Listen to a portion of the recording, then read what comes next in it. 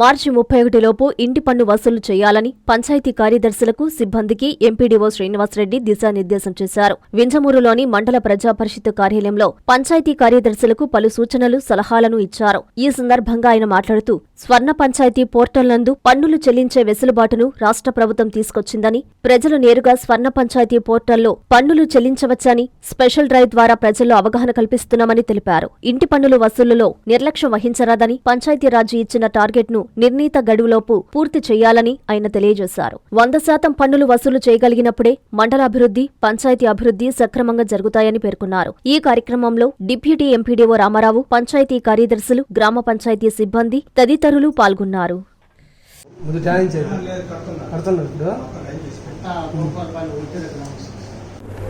అందరికీ నమస్కారం. స్థానిక సంస్థల్లో ముఖ్యంగా గ్రామ పంచాయతీల్లో అభివృద్ధి కార్యక్రమాల కొరకు సొంత నిధులు ఎంత సమకూర్చుకుంటే అంత మంచిది. ఇందులో భాగంగానే మనకు రాష్ట్ర ప్రభుత్వం ఈ పన్నులు, పన్నేతరాలన్నీ కూడా నిర్ణీత వ్యవధిలో వసూలు చేయాలని స్ట్రిక్ట్ ఇన్స్ట్రక్షన్స్ అనేవి ఇవ్వడం జరిగింది. గతంలో ఈ పన్నుల వసూళ్ళు, పన్నేతరాల వసూలు కూడా ఒక పద్ధతి ప్రకారం లేకుండా ఉండేవి. దీనికోసం స్వర్ణ పంచాయతీ పేరుతోటి ఒక ప్రత్యేకమైనటువంటి పోర్టల్ను కూడా తీసుకురావడం జరిగింది. పన్ను వసూళ్లు మొత్తం కూడా ఇప్పుడు పారదర్శకంగా ఈ యొక్క స్వర్ణ పంచాయతీ పోర్టల్ ద్వారానే వసూలు చేయడం జరుగుతుంది. ఇది పబ్లిక్ డొమైన్లో కూడా ఉంది.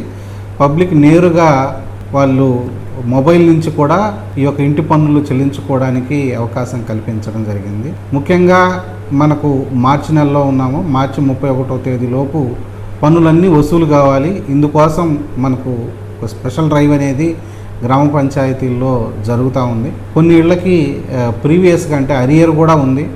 వాళ్ళు త్వరగా ఈ పన్ను బాకీల్ని అంతా కూడా క్లియర్ చేసుకోవాలి. దీనికి సంబంధించి మనకు 10,000 రూపాయల కంటే ఎక్కువ పన్ను కట్టాల్సిన వాళ్ళు మనకు వింజమూరు పంచాయతీలో దాదాపుగా 100 అసెస్మెంట్లు ఉన్నాయి. ఈ 100 అసెస్మెంట్ల నుంచే దాదాపుగా 23 లక్షల రూపాయలు వసూలు కావాల్సి ఉంది.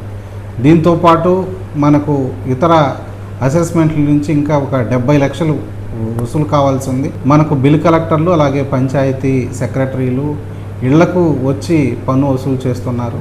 కాబట్టి ముఖ్యంగా సంవత్సరాల కొద్ది బాకీ ఉన్నటువంటి వాళ్ళు మన పంచాయతీ సిబ్బంది వస్తూనే ఈ పన్ను చెల్లించాలి. మేము కూడా ఎవరైతే పన్ను బాకీ ఎక్కువగా ఉన్నదో వాళ్ళ ఇళ్ల వద్ద కొన్ని నిరసన కార్యక్రమాలు కూడా చేపట్టడం జరిగింది.